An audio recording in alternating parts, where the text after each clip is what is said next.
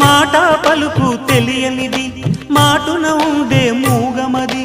కమ్మని తలపుల కావ్యమయే కవితలు రాసే మౌనమది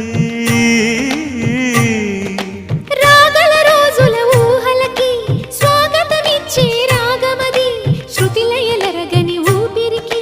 స్వరములు కూర్చే గానమది ఋతువుల రంగులు మార్చేది కల్పన కలిగిన మది భావం బ్రతుకును పాటగా మలిచేది మనసున కదిలిన